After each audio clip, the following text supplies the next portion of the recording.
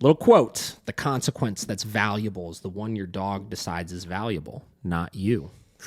That's big. That's big. One. I use the example all the time. Do you remember Jack and Oreo from Chicago? Yeah. Yeah. Pit bull, little Boston Terrier, little thing. Mm-hmm. So Oreo, little Boston Terrier. This is to this point, right? Oreo, I don't remember if it was the owner or the trainer or what, but they'd done some training with this dog, and they really wanted to use the vibrate function on the e-collar, right? Okay. Vibrate function on the e-collar. They used it all the time. Because in everybody's head, vibrate. It's nothing. It's just a vibration. Yeah. Why would the dog ever be averse or scared of that? And I want to use that over the stimulation. Whatever. They fucking traumatized this dog with the vibrate function on that e-collar. For whatever reason, the dog decided the vibrate was valuable. Yeah. The dog decided that was extremely aversive, right?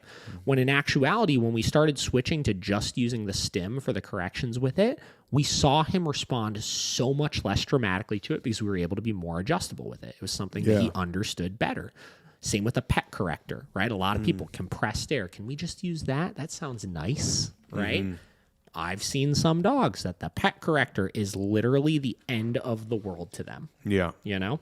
And, we got to look at what does the dog actually care about, not what we think is valuable. You know, there are some dogs that are terrified of vacuum cleaners. And I kind of asked the owner, I was like, okay, cool. That dog that's traumatized of the vacuum cleaner, do you think that they would rather sit in a room with that vacuum cleaner on for 10 minutes or sit there and get corrected on a high level with an e-collar for like 10 minutes? And honestly, probably most of them would be much less averse by the e-collar than the vacuum cleaner. You know, fear is a powerful thing, especially irrational fears with dogs. You know. Yeah, I mean, you say something. Yeah. I was just gonna say that it ties exactly to what we were talking about with Tom and Kay. Like your dog figures out what is motivating. You know, like reinforcement or either way, either positive way or negative. Yeah. Like your dog is a being of its own. Yeah. And just like you, what's motivating to you? I was talking about it yesterday. The same client I was talking to about the long-term maintenance of their dog, the wife is really into like backpacking, right? Oh, okay. And she backpacks in Southern Ohio all the time. We were talking about it. And she was like, she's like, Southern Ohio is weird. She's like, it's muggy. It gets humid. She's like, there's a lot of snakes. And I was just like, snakes? Yeah. You said snakes? And literally, she started talking about how, like, when she would go backpacking out there at night, they had to be careful and make sure, like, their tent was fully zipped up because when it got cold, the snakes would try to crawl into the tent. Dude, I'm literally right now getting goosebumps even just saying it again. Yeah. She was telling me that story, and I didn't even want to hear it anymore. Like, I was getting so averse by her talking about that and even envisioning it in my head because I perceive that as extremely aversive. Right? Not a snake guy, huh? No. Get those snakes the fuck out of here. I will take any ginormous dog trying to maul my face off over a snake crawling into my tent any day. Oh, man. And I'm sure there's people out there that think the same. So again, like you were saying, everybody's a being. Everybody decides what is valuable. Yep. Keep that in mind. All right, the $5 speeding ticket. Ooh. How much impact would a $5 speeding ticket have on you? Probably not much. Would it change your love of speed? The need to get across town just a shade faster because you're late? Your impatient nature? Nah, $5 is just a nice latte. That's funny. If the consequence for speeding is so tiny, speeding looks awfully good, whatever the reason. Now let's have some fun. Imagine the standard speeding ticket was $5,000. No matter what the reason or how little you happen to be creeping over the limit, how might that affect your driving habits? I'd guess a whole lot. Even if you really like the adrenaline rush of a little heavy footing, even if you were late for a really important appointment, even if you were a really impatient type, I'd bet you'd make some very different decisions. I mean, interesting scenario, but I mean, it's true. Yeah. Everybody would be on time. It's true.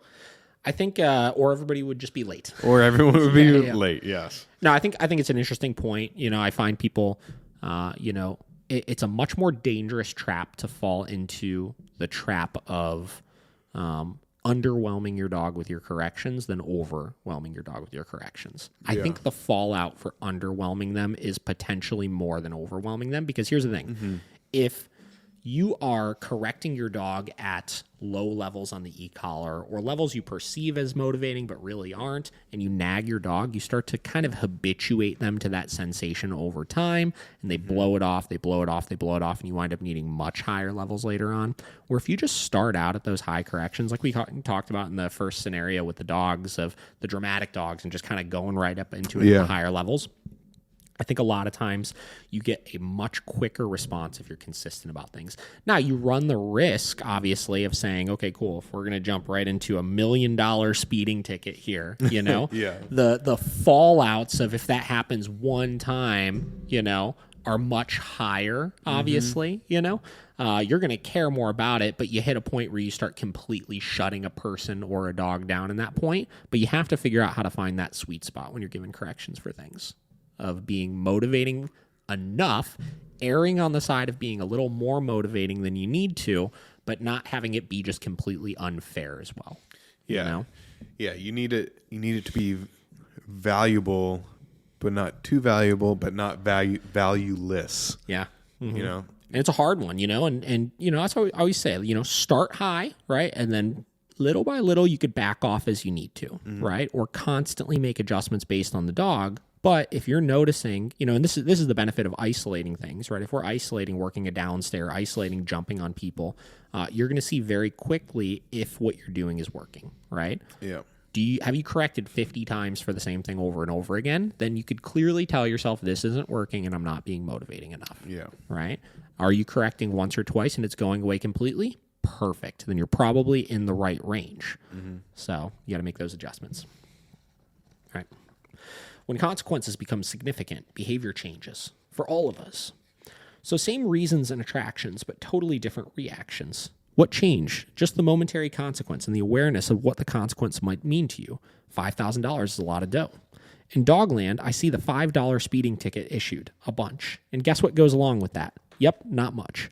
Owners might try to override chasing a squirrel with a stern yell, jumping by ignoring, pulling by standing still, or counter-surfing by grabbing the dog's collar, having a firm conversation about the dangers involved with scarfing unauthorized goodies. They're unaware that you're underwhelming the dog. The rewards simply outweigh the consequences, and when that's the case, the rewards are most valuable. According to your dog, not you. Get picked every time. Doing the wrong thing is supposed to be uncomfortable. The whole point of speeding ticket is the discomfort. The discomfort or awareness of its possibility is what changes our behavior. And it's the same for our dogs. Consequences, both positive and negative, drive all our behavior. If they're meaningless, you can count on whatever behavior you're trying to stop to continue. So continuation of that, one big thing he pointed out here is, again, competing motivators, right? So keep in mind with your consequence as well, the consequence needs to match the motivation of whatever the dog is doing. How much does your dog like to chase squirrels? How much does your dog like to jump on people? How much does your dog like to pull on a leash? How much does your dog like to counter surf and grab good, delicious things off of the counter? And depending on how motivated your dog is by those individual things, you have to increase or decrease that consequence as needed, right?